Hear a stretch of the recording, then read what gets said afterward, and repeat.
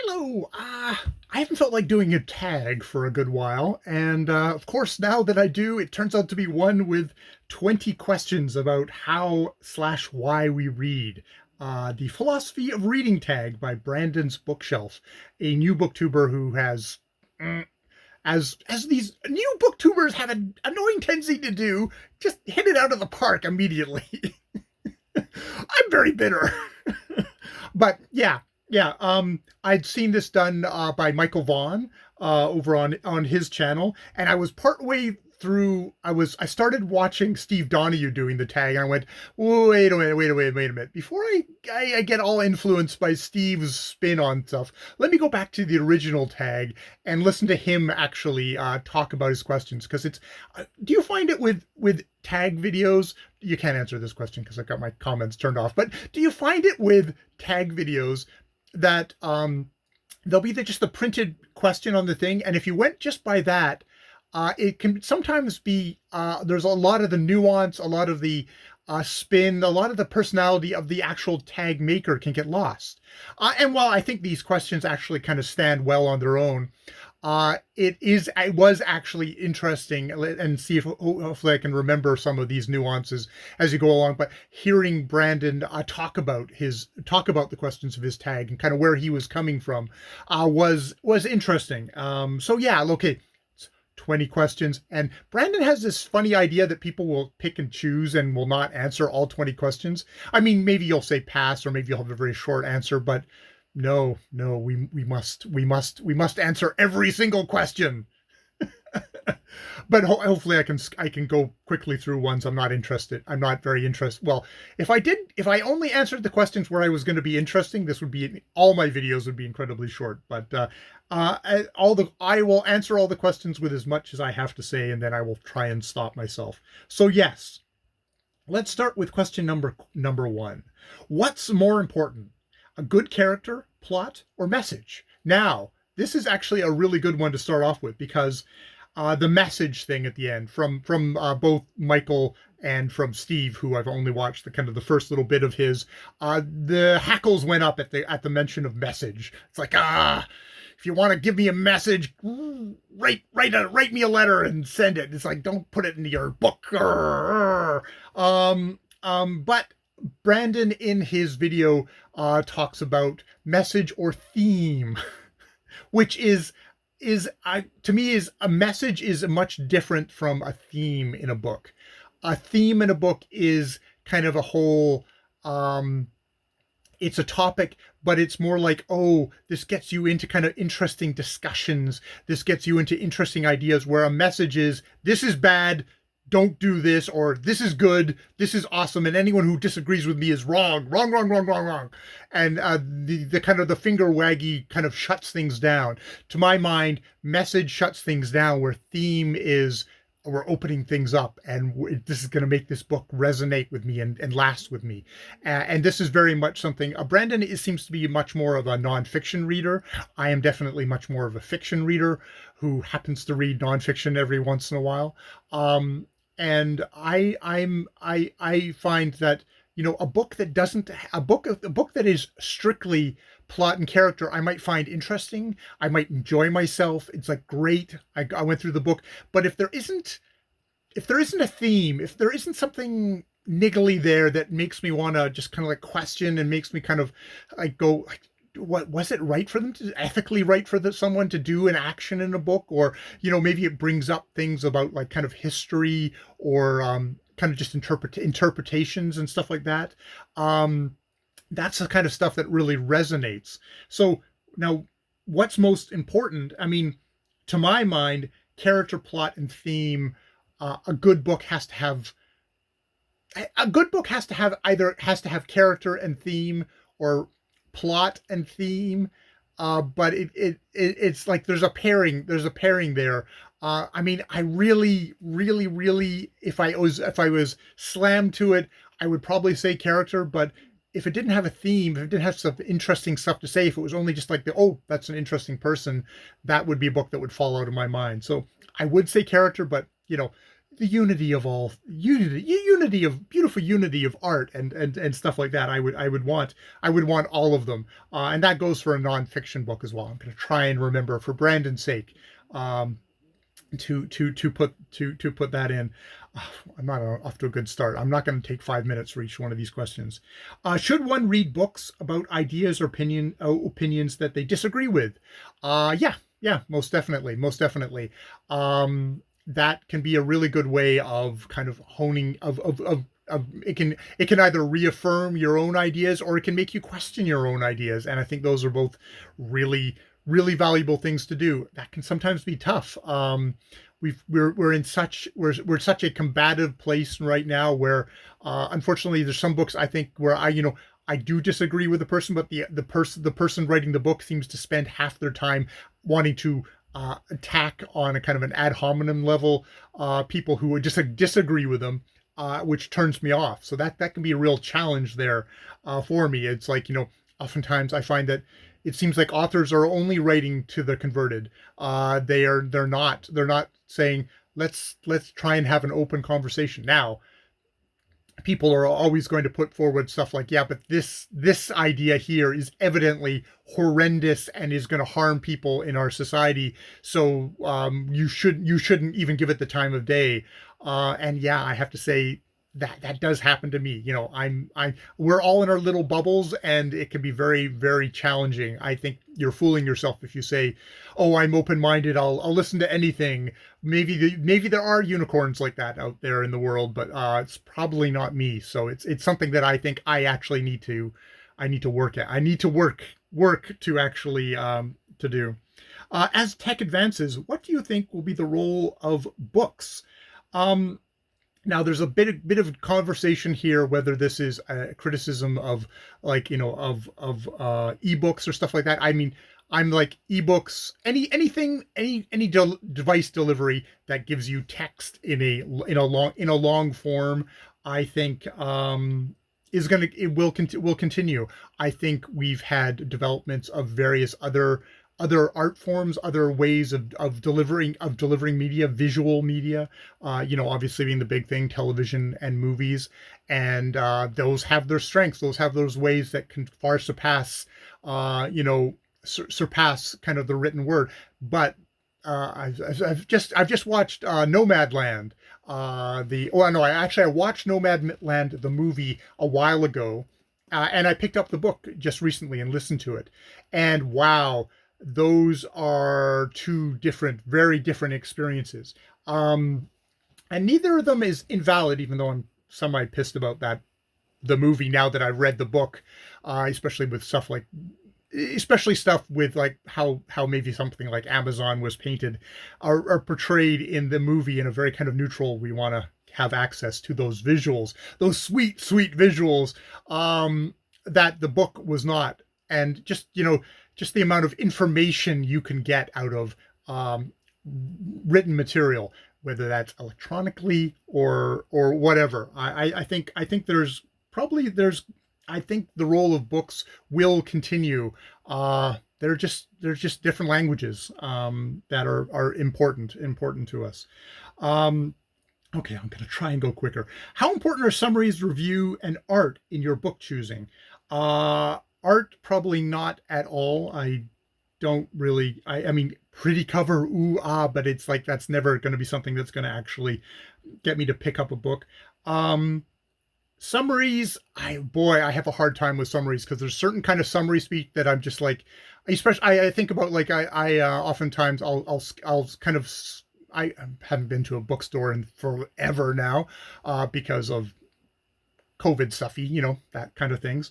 But boy, I scroll through the summaries on the library on the website. Speaking of electronic means of gaining your books, and boy, there's I so many summaries. I'm just like, ugh, ugh, ugh, ugh. There's just something about the language that does not get me. It's reviews, it's people talking about books. A lot of times it's not even like the it's just like the number of times I hear a book.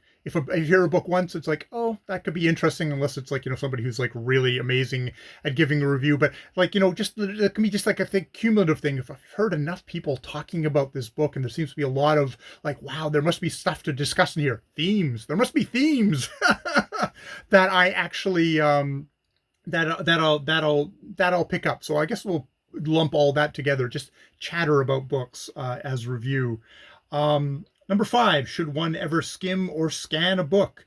Obviously, if you're reading something for information, that's probably, sometimes at work there's stuff like, okay, I need to scan this, I need to read this quickly for work, and then get along and execute whatever I'm doing. I think that's probably the acceptable thing. It's like, for me, I mean, I read a lot of, I'm reading fiction. If I start skimming a book, it means I need to DNF that book immediately, because that book has I have failed, or the book has failed to keep my attention. Number 6, should reading always be enjoyable? Always. I'm not going to obviously put an edict down on high for everyone. For me, yes, reading needs to be enjoyable. That can be intellectually enjoyable. That can be just heart-thumpingly, oh my God, I just love this character, and they need to live. That kind of excitement. There's always got to be some engagement. I don't have to read professionally. So awesome. This is something that I'm doing in my free time. There's not much reading at work. I'm a support worker at a group home. There's not that much reading to be. That's not that much reading to be done. So yes, reading for me has to be enjoyable, or else I will put down that book and find another book. And if it's on a topic that I really care about and the book sucks, I'll go find another book. There's so many other books that I could find on any topic, virtually any topic. It would have to be, I would have to be getting super specialized, that there's only this book in the world, and this is the only book that you're going to get your information out of. And maybe if you're interested in that subject, maybe that would carry you through. So there'd still be enjoyment.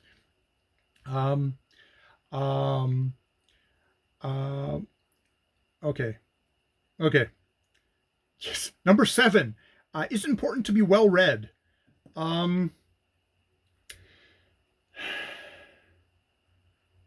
It's important to be informed. I'm open to the possibility that there are plenty of people out there who are informed, but aren't well read. That reading isn't the center of their lives. I can use my imagination, largely, hopefully, fostered a lot by my reading, to imagine that there are people out there who are well informed without being well read. Is it important to me to be well read? I guess it is. I'm Canadian, and I'm trying to become well read about Canadian history, and realize that my education, the education system in Canada when I grew up in like the 80s and the early 90s, was pretty substandard. And as a young dude, I probably just was not that interested in it. So it's important to me to be well read to that. I'm not going to I hesitate on putting that on anyone else. Number 8, what is your book buying process? My book buying process is to buy books that look interesting. That I'm very lazy. I just basically, I passively sit here and I passively sit here on BookTube, and books fly at me all over the thing, and the ones that hit my forehead and refuse to go away are the ones that I buy or borrow from the library, download from the evil Amazon. Can't get away from it. I probably could, but I'm lazy. I'm lazy in some ways, and I try and expend my energy in others, and try and choose the right ones, because I don't have that much energy. What is your reading process? My reading process is to try and balance my life enough that I get a good hunk of reading in. I think just constitutionally, I can't go to bed without having read. and I try and make good hunks of reading during well, at the beginning of my day, because middle of the day is all work and stuff like that, and the weekends is all doing sort of stuff or filming videos and things like that. So that's my reading process. How do you use what you read? See, now this is where Brandon comes back in with that damn nonfiction. I'm gonna hone my psyche and become a greater man. I'm I'm being silly there. I'm a fiction reader.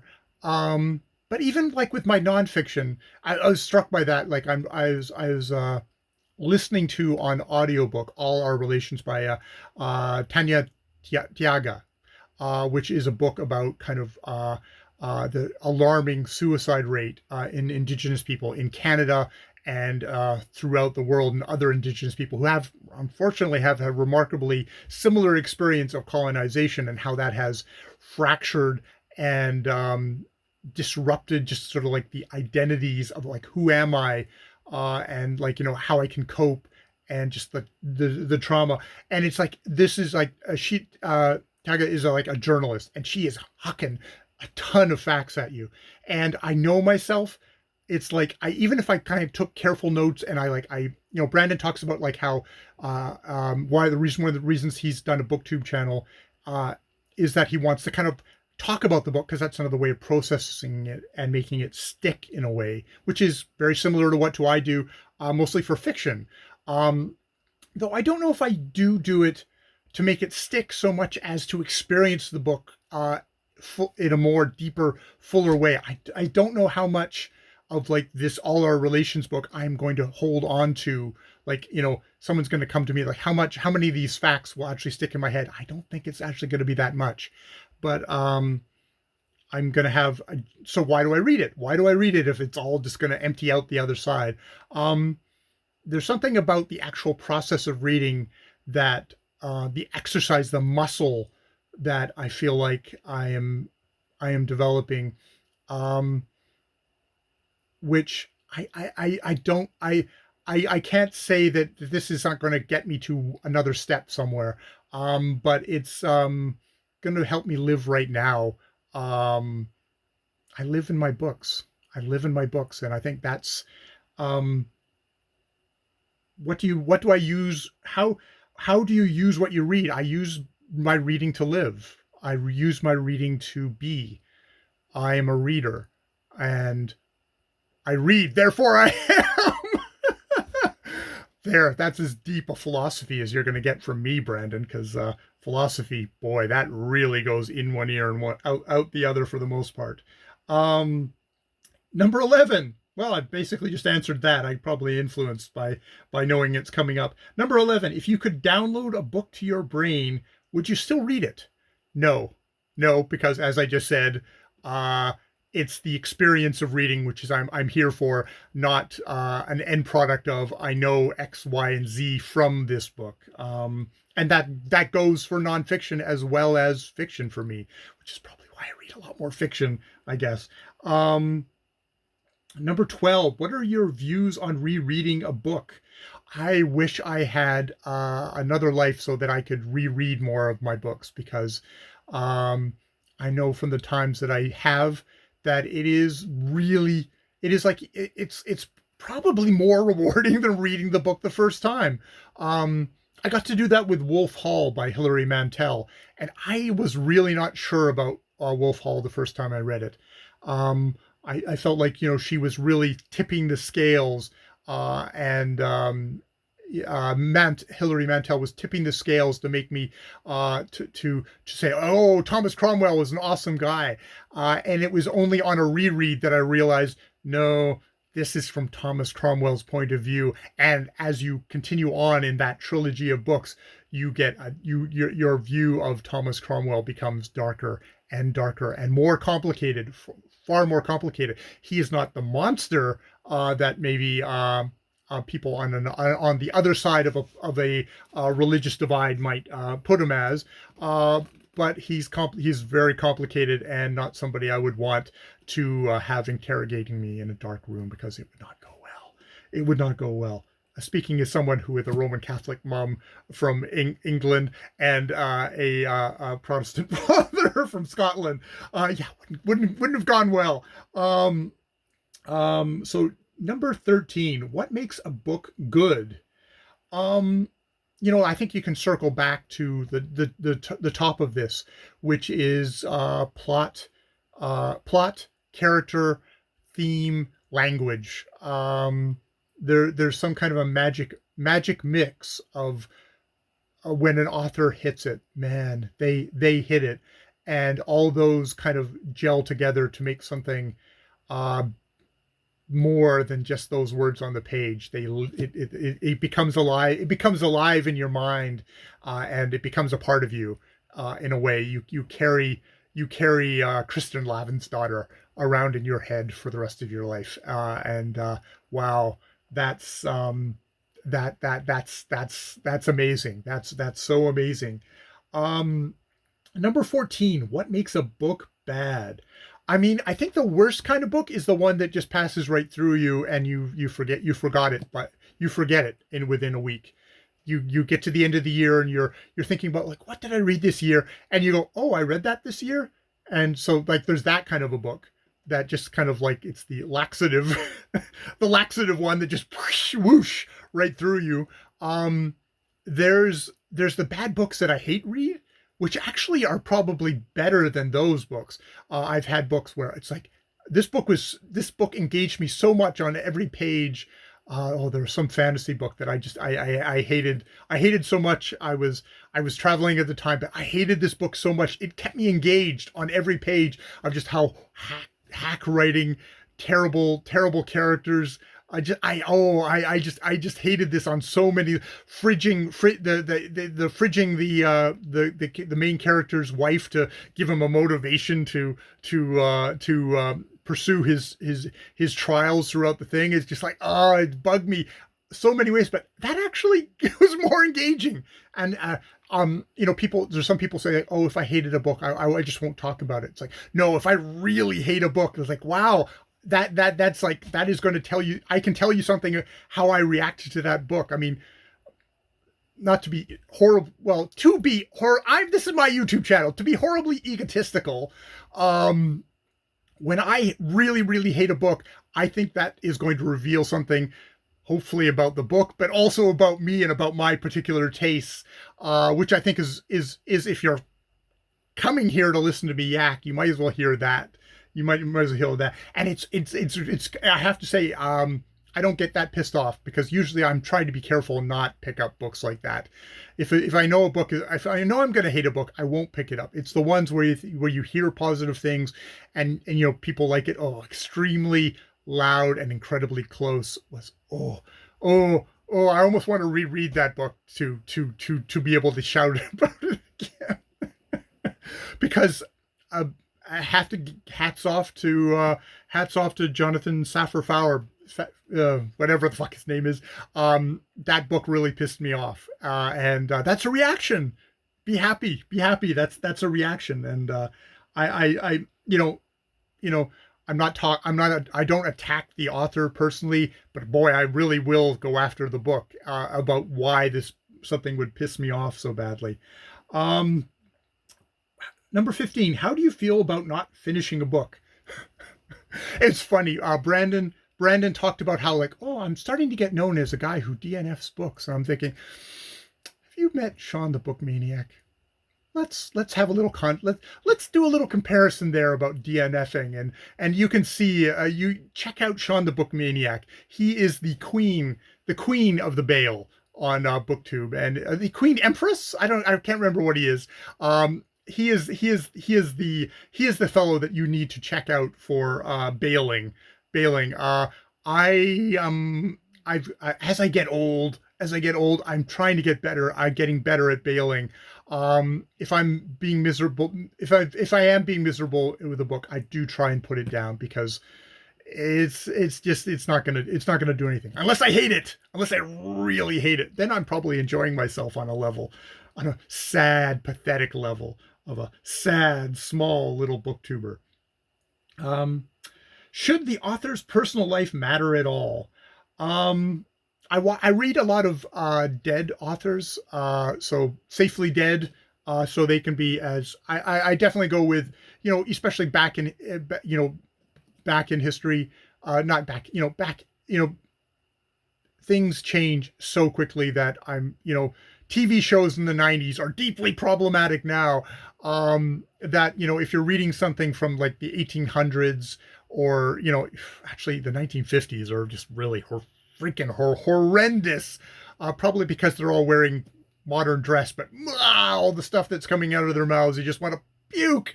Um, but this maybe comes to the whole thing of reading things you disagree with. It's like, this is our history. This is stuff that is, some of this stuff is unexamined still, and is still running around in my own head. The novels of Piers Anthony. Oh my God. Um, uh, I don't know why I picked that one. Probably because that's the stuff that I consumed of fantasy novels, these Xanth novels, as a young teen, probably forming my bizarre, twisted male sexuality out of Piers Anthony. You just do not want to picture that. Okay, we're getting into a little TMI, but so safely dead authors is great. I think the big ones probably at the moment are J.K. Rowling and Orson Scott Card are the easiest ones that come to mind. Orson Scott Card actively politically participating in groups that are anti-LGBTQ plus, and then J.K. Rowling with all her kind of transphobic stuff. They're they're two people that I probably you won't hear me mention on this channel, because I'm not going to read their stuff anymore. Orson Scott Card, because Ender's Game was such the thing, I picked up a used copy, so I didn't feel like I was contributing to his little bank fund. J.K. Rowling, luckily for me, wasn't interested in her mysteries, and Harry Potter finished, and boy, those later movies really suck anyways. That said, someone that I've sort of I've walked away from. So, um, you know, dead, fair game, and living. Yeah, I would. I'm probably not. I'll just kind of walk away from them. I've carefully read her, like J.K. Rowling's whole essay on her views on trans people, and that was thank you for explaining that fully to me. I listened to it, and I really saw a lot of the horrible things that have been used against many other minority groups, about people like that. And I don't know where she's coming, why she would come from that. And I should stop this conversation right now, because I'm just getting down a whole cul-de-sac, and we're almost at half an hour. I hope, but yeah, I guess that's where you go. Do you ever read a book without knowing anything about it? Yeah. I will sometimes, I'll just go, oh, that's an interesting subject, and I'll pick it up. Or yeah, or just like, here's like, especially in kind of do at the moment, it's just browsing through the library things and just going, oh, okay, that sounds a little bit interesting. I guess that's the summary thing again. And just go, okay, fine, and I'll try it. And sometimes that's like, wow, I didn't realize it was this kind of book to start off with. I don't have all those strictures, and that can be interesting. It's like, oh, what genre is this? or stuff like that. That can be fun. A lot of the time, though, I guess you're doing the time management, where I do try and actually, because it's such a time investment to pick up a book, that I do try and get a little bit of information. But sometimes it can be just simply someone saying, it's like, oh, I like that book. And they don't actually give you very much information, but it's like, oh, I like that person, or that person sounds kind of, that person who's talking about the book sounds interesting. Okay, I'll try it. And sometimes that's rewarding. It's fun to do. It's fun to do every once in a while.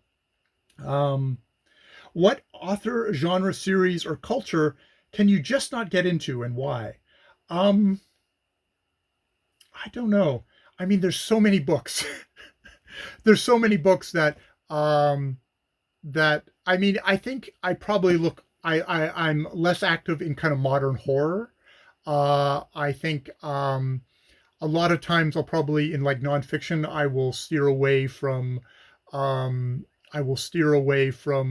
kind of like hard science books, just because I know that boy it's going to take a lot of effort for English major Jay to actually kind of to take stuff in. Talking about literacies, there's probably where I'm not particularly greatly literate, and you know I also know if I take the trouble to try and learn this stuff within a couple of months, goldfish head here will have forgotten everything already. So it's like, why freaking bother?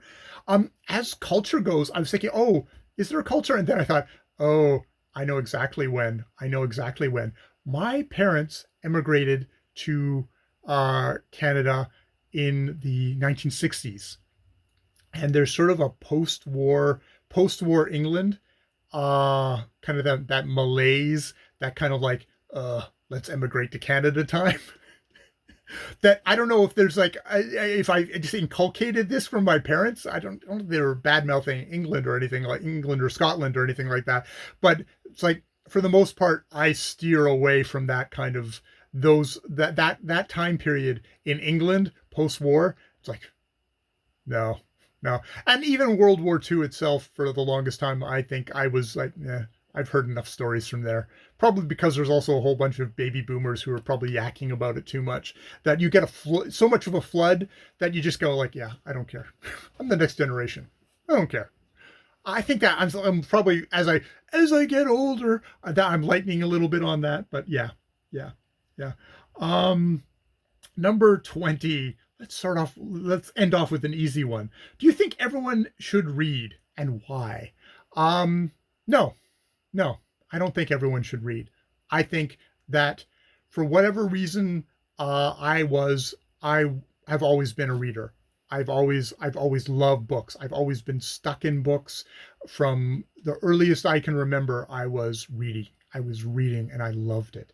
And I am not the kind of arrogant asshole who would say thus everyone must be like me.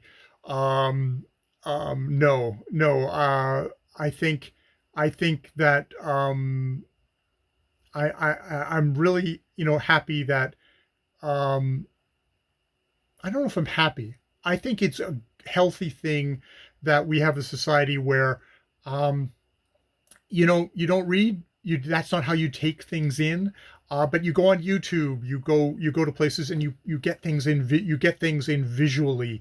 You get there's different languages. I do think that books have a certain way of being able to compact and deliver information in what's the most efficient, in a really efficient way. But I think that to say that everyone should read um, would be just like that just doesn't recognize the variety of human experience and the variety of human talents. And Yeah, yeah, no, no. I mean, I think it's really enriched. I really enriched my life, but that's not to say that somebody else isn't going to find a different way that will be equally as enriching and equally as happy to them. Um, how long in human history have human beings like this many human beings been literate? Um, um, I don't know where I'm going with that. Let's and on that trailing off point, let me end the video by saying something that I should have said at the beginning. Brandon, for I think he said for the next month, and this was published on his video was published on November the 23rd. He is doing a giveaway of Marcus Aurelius. A special copy of Marcus Aurelius. I guess that's if he's very much kind of into philosophy. It's a apparently according to Steve Donahue, is a very nice kind of copy of Marcus Aurelius, which I'm not interested in. I love this tag, Brandon. If you are indeed watching, you won't be able to comment down below because I'm an odd fellow. You'll figure that out by now. But yeah, I actually have read the Marcus Aurelius's Meditations. I have read it. It was one of these books that I went, oh, I'm going to just read one a day, and wow, I read one a day. And talk about people that you just don't jibe with, that whose opinions you disagree with, or whose philosophy you disagree with. It was an engaging book that way, but I really didn't jibe with this emperor talking about how he thinks someone should live life, and how you should be. Yeah, it did not jibe with me. That was probably a good example of, like, oh, I had to wrestle with that. I don't know if I need to wrestle with that again. That said, you know, put me in, don't put me in. I don't care. I don't care. You'd have to ship it all the way to Canada. I don't know where you are, but I'm going to just assume. Look, I'm in the snowy reaches, the very isolated snowy reaches of Victoria, BC. It's like, putting it on the back of some kind of steamer and having it to go all the way up to Canada. It's like you just wouldn't want to have to go through all that trouble. So, you know, I, I'll let you give it a skip. All right. Thank you, Brandon. Thank you for, if you say you actually watch the end of videos, even if they're really long. Well, you made a tag 20 questions long. It's your own damn fault. I don't expect anyone else to have gotten to the end, but I do expect you, Brandon, to have gotten to the end. All right. More videos later.